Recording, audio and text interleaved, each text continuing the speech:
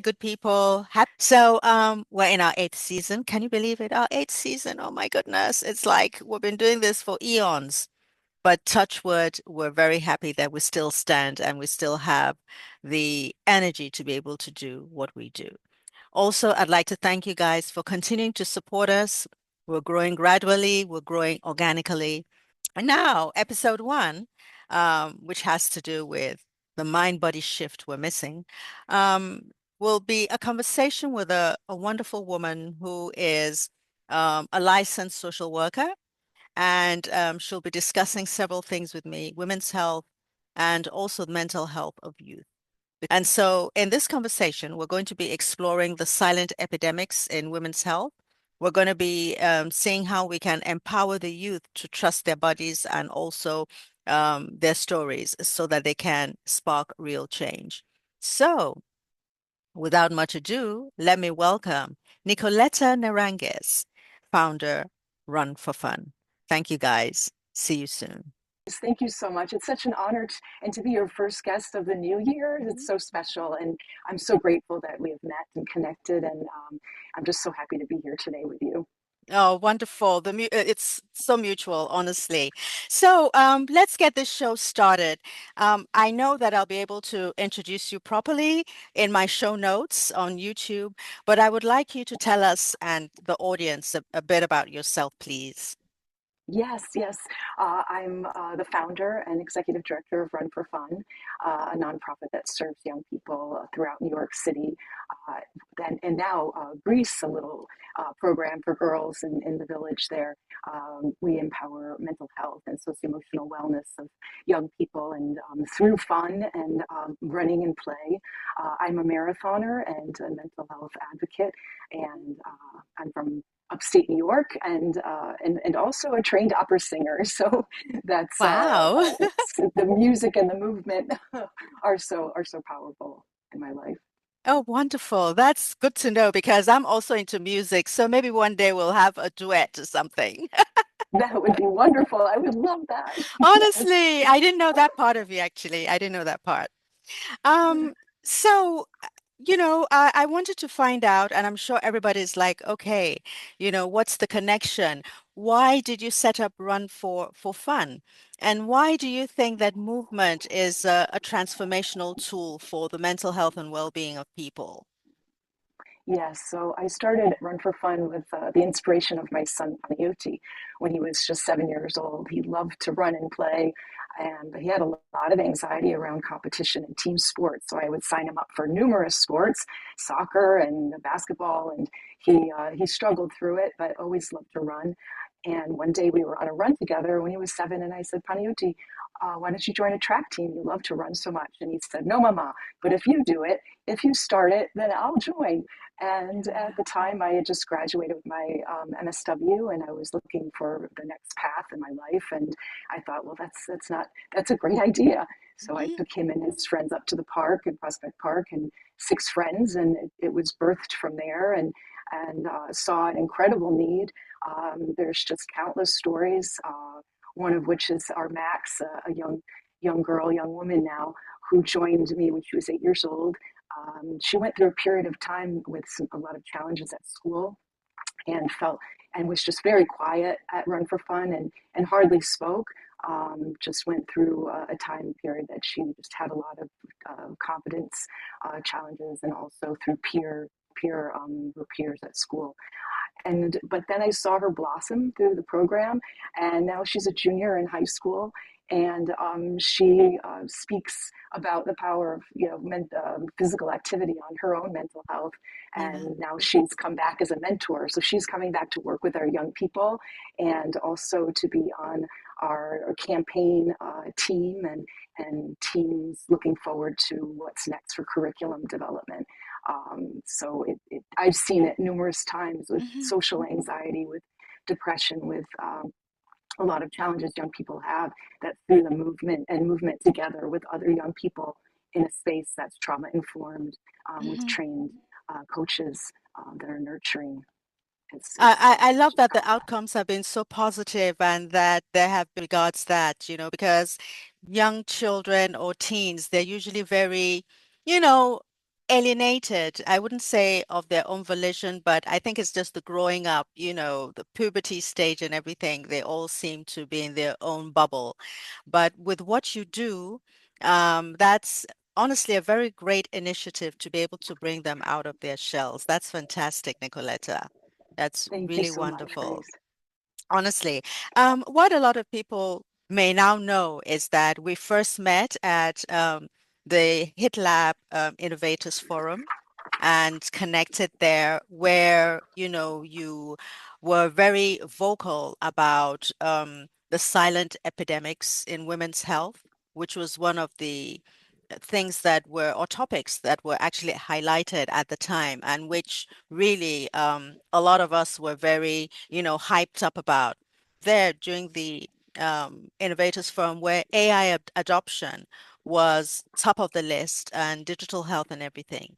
Now that digital health is a part of women's health, what would you like to see underscored when it comes to those two, factors? The Hit Lab Innovative Summit was really remarkable. There's Yeah. just so many people that are doing life-changing things and using AI and wearables, and I'm just very inspired by all the work they're doing, and the work focused on the health and well-being and saving lives and preventing illness. Mhm, Is really really remarkable, and utilizing AI. mhm, When I think about AI, and of course with the connection of mental health, the most important thing is safety and having guardrails. So those things aren't set up as they should be right now. So I mhm, think that's something that really globally, and experts come together between tech mhm. and healthcare experts to ensure that everyone is protected, and of course young people, as Leah has said, uh, our young woman that I'm so proud of, that spoke at the conference with me, she said that many of her friends are talking to AI more than they're talking with each other, and Yes. programs like Run4Fun to get outdoors and with other friends and be together, and away from the technology that Mhm, sometimes can be very challenging, mhm. um, as well as social media. But being together outdoors and moving together, and being in a space that's safe, and it's really really life changing. Exactly. And for those of us that were growing up and didn't have AI and all these, tech innovations and all that, I think we seem to bloom earlier than our own children and grandchildren because of, interconnectivity personally. We were going to parks, we were visiting friends' houses and everything. But you notice that the younger children now, they could stay in their rooms for 24 hours without venturing out. Everything is in the screen. And that could be quite unhealthy also. So we have the downsides to this. We have the upsides to it as well. Because, I'm basically, did they call it a Gen X or so? And, we were used to going to our cousins' places. We're used to, going to the parks. I mean, going to discos. I mean, at that time. And now, Yes. like when you talk about it, they're like, "You went to discos?" Yes, Yes. So to them, it's like, "Oh my God, that's like in the Stone Age." You know what I mean? So, yeah, I think what you're doing is really, really that this really brings us back to when we were growing up and, trying to see that sports and not just sports, but just the whole essence of getting out of the house and meeting up with friends and meeting new people even is a good thing. Now, I wanted to, there was something I had talked about when we had our previous discussion about emotional resilience. If you were to, go back now and talk to somebody, or just say they asked you to redesign the whole, thing about emotional resilience, confidence in these children that look up to you, what are the things that you would like them to hear as they're starting out? Yes, that's a really great question, and to really start young. I think for there's just many things, many elements in that question. For one, the environment of play. I Mm-hmm. know even our seniors in high school that come to Run for Fun, we play a lot of running games, and even at 17 years old, they want to play tag, and it's a youthfulness. It's really getting outdoors, playing with one another. There's one thing that has come up that is very vital, and in all sports, especially with the coaches and the youth development mentors that are coaching young people across the gamut of Mm-hmm. all sports, to be trauma informed and mental health informed and nurturing and strength based, and all of these things that nurture children in a safe space and a nurturing space where they can be accepted and included for who they are, for the talents that they have and the differences and the similarities. And I feel like that with Run for Fun was, when I started, that was really one of the most important things to me. And I get emotional too about it, because I think in my own upbringing, I didn't necessarily have that space. I was an Mm-hmm. athlete and a performer, but it was a very different time then Mm-hmm. with coaches, and that now is, I feel like, should be at the forefront. That that we're training adults to provide this safe space. And so we start in a circle at every session, and we go around and introduce ourselves. Like the first session of the 12 weeks, for example, is getting to know you. So we introduce our names and their favorite food or their favorite hobby. And we're getting to know one another and really being together, and sharing also our values about that this space is safe, and that we are supporting one another and including one another, and building that safe space. And that, I really believe, out of that space, that's what we're seeing with our young people that have started with us when they were children, and that have grown now into incredible leaders like Mm-hmm. Leah, going to Albany and advocating for, for funds to support low income families and studying medicine, which she wants to be a neurologist. And I really Nice. believe it's out of that space with adults that are trauma informed and creating this safe space, Mm-hmm. that young people can blossom and become the leaders of tomorrow. I'm so Mm-hmm. inspired by that. Yes, exactly. Especially where nowadays we see a lot of body shaming, even amongst the young ones. Social media is crazy as well. So we see a lot of, bad stories about suicide amongst the youth and all that. So as you rightly said, starting small to encourage them and to inculcate, those virtues of confidence, of wellness, and each child comes from a different background. So diversity is very important here for them to know that not no two children or young adults are the same. So true. And we reach so many young people in New York City, and such different communities, Hmm. from Jamaica, Queens, to Brownsville, Brooklyn, to Prospect Park. And they're from our Queens school, speaks 9 languages at the school. They're very, very diverse. And then Brownsville is a Caribbean immigrant Hmm. population. And in both, that's the thing with the partnership and collaboration is just so important, and how we collaborate with the principal, the parent coordinator, and they've become friends really, Hmm. and collaborating, working with them, but very close with them and like-minded, feeling that we want the best for the children. And like you said, Exactly. with the body shaming. I was just on a call with our Max, our young woman, yesterday, and it's interesting because I have had that lifespan of a woman, and now almost 60 years old, and I had gotten a bone density test, and it came back where I had some osteoporosis in my spine, and I was really surprised In because your I'm an where? athlete Thigh? in my spine. Oh, wow. Seriously? And Yeah. coincidentally, I'm going for a DEXA scan on Friday. Oh, what? Oh, that's really great. You're doing that. Is Hmm. that your first one? My first one. And so, you know, ever since you know I'm a cancer survivor, right? Yeah, So the treatments were quite toxic.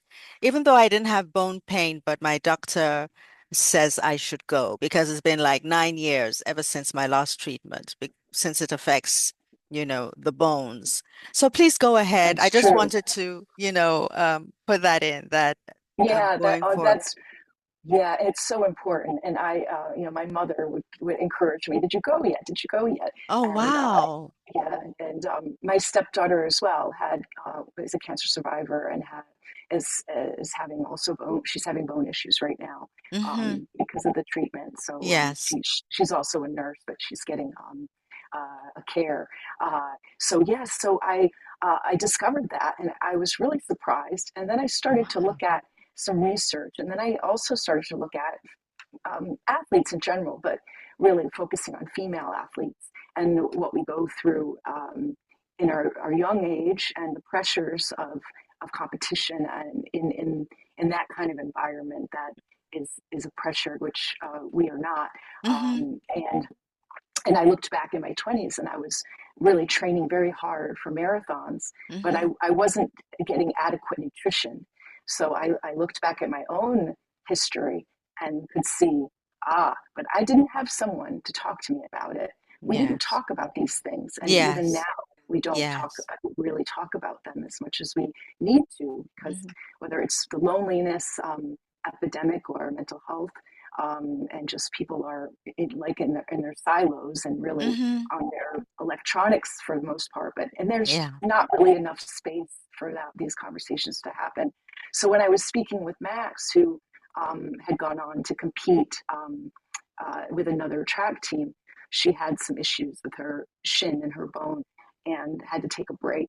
And I was on with her and really onboarding her to be a coach, Run4Fun mentor. And I said to Max, I said, we're going to be really talking like we do, fueling healthy paths about nutrition with the young people and bone health, building bone health at a young age.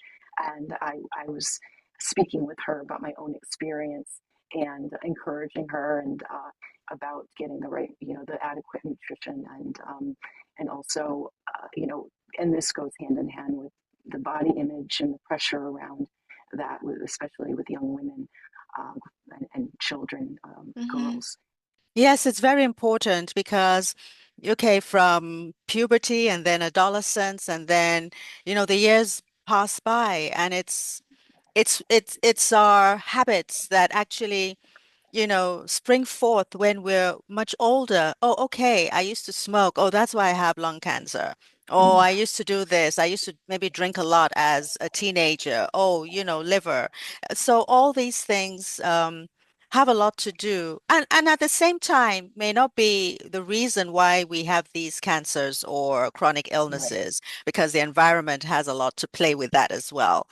But it's good to start young, to inculcate those good habits for them to pass on also. Like you said, nutrition, exercise, you know, taking care of ourselves, even the skin. There was a lady I spoke with who said, I used to have beautiful skin, but also I thought it was sexy to lie in the sun all day long when I was much younger, by the beach and everything. And now, I'm 6 years after a skin cancer diagnosis. Oh, What I wish I had known then, So she had skin cancer as a result of, her wow. her habits. Yes. So she's trying to spread awareness as well. And she's created a kind of community about women born in the 60s that were sun babies, the beach and the sun, no sunscreen even, of course, at the No. time. So, yes, it's very important as women, as young girls, and young men too, Yeah. about what we do growing up, because sometimes it can bite us in the butt, when we're, excuse my language, when we're much older, you know. Yes. Yes, it's so true. I practice that now with his son 'cause I'm in Greece Hmm. quite a bit, Hmm. and I'm a '60s baby, and we would Hmm. stay in the sun. Grew up in Maine with Oh, my Maine, grandparents in the really? summer. Yes, so yeah, it's beautiful, and we were in the Yeah. sun all day. I was swimming all day, and now I'm very choose certain times to go Hmm. in the water and be very very careful, and also spreading awareness because it's very very important. Oh, wonderful. Oh, this has been such amazing conversation. But, with all that you do, how do you manage to stay grounded? You look wonderful, you look Oh, vibrant, and, how do you manage to stay grounded? thank you so much, Grace. Really, and I have been doing this, but more so now I've set that it's daily, getting out to walk. So Yes. I am a runner as well, but I've been doing a lot more walking, and I listen to music. I make playlists because I love music, and really getting out every day and moving forward. So I always Hmm. say, whatever movement forward you do, whether it's running or walking or swimming or rolling, uh, that's really vital. I started singing again, and that's very therapeutic to Yeah. sing.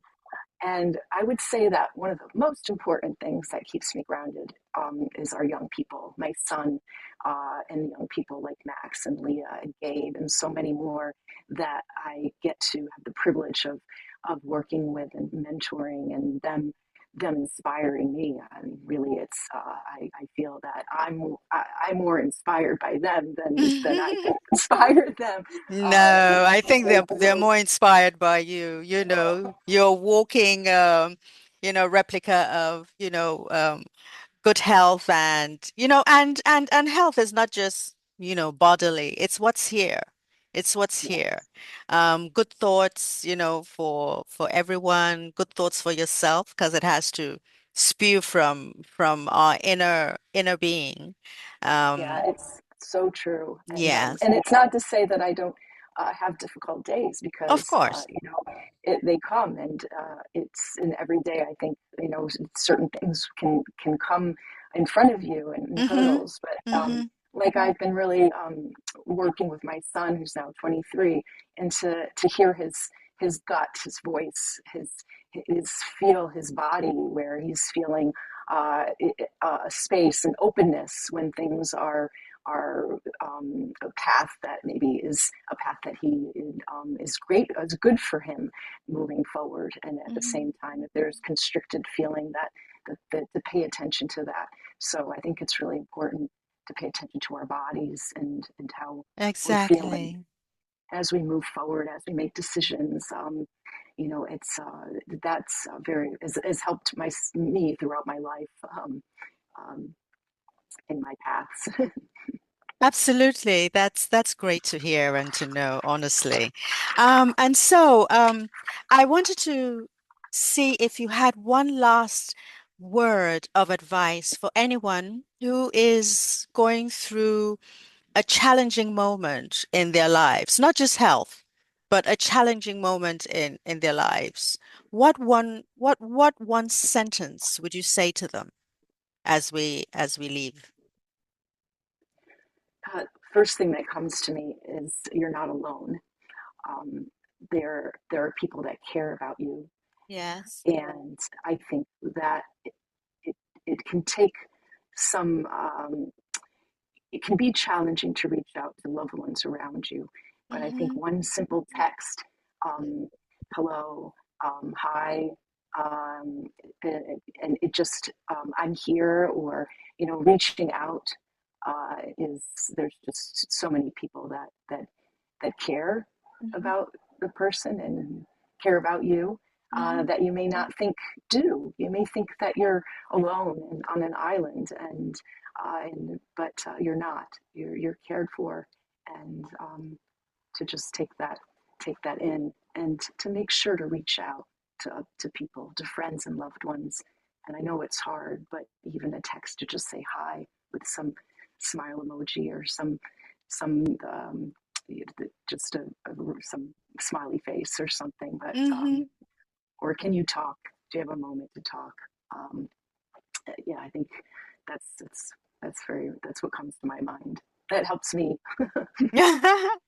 It helps all of us, Sometimes it's those little gestures, a text, just an email with a topic, how are you? Or, just to let people know that they're being thought of. It goes a long way, even those that have everything at the world is their oyster, but they too need those little reminders that they're thought of and they should keep on keeping on. Yeah. Yes, yes, it's so important to stay connected. It's all about that human connection, and I remember when we came of out of COVID, and Hmm. one thing that the young people and just many people would say is that they missed hugs. That was Exactly. yeah, Yeah. Everybody was on Zoom doing this. yes, That's when Zoom came into play. Can you imagine? It's going on 6 years and oh my God, so much has happened. So much has happened. so much has happened. And yeah, we would do the virtual hugs with the young people. We were with them 10 hours a week Oh with wow. with our getting them moving and in virtually, and Yes. when we could get back together and see faces, Hmm. some faces we didn't know or came to the program through COVID and with a mask, and then it was just opening up, and I know. hugging one another. It's true. Oh wow, that just made me emotional. So Oh, because I was now coming out of my cancer treatments and trying to adjust and all that. Those were crazy times. But touch mm. wood, we're still here. Thanks be to God, Yes, yes. Yeah. Thanks be to God, it's for sure. Yes, Oh, and thank you. Nicoletta, thank you so much for coming on. Honestly, I wish we could go on and on and on, but we are going to meet very soon, aren't we? Yes, Okay. yes, and in person as well. Yes, Again, in person. Have coffee, have lunch, sing, yes. and maybe dance and run. Sing, yes, dance. Yeah, you made me think about the disco. We used to go to roller Yes. skate, Oh my and they played God. disco music. And then, I remember my dad would drop us and he would not leave the spot. He would go and park somewhere and wait. And then when it was time, he would pick us up. And me and my cousins would say, you didn't go home. Oh my God. He just wanted to make sure his girls were back and safe. Oh, so sweet. Oh, I Yeah. love that so much. Oh, Thank you so much, my darling. It was wonderful to speak with you and see you very soon, thank I'm you so much. sure. Thank you so much, Grace. It was Mm, such a joy and honor. thank Thank you. you. I'm grateful for you. Thank you. More grateful for you too. God bless. God bless.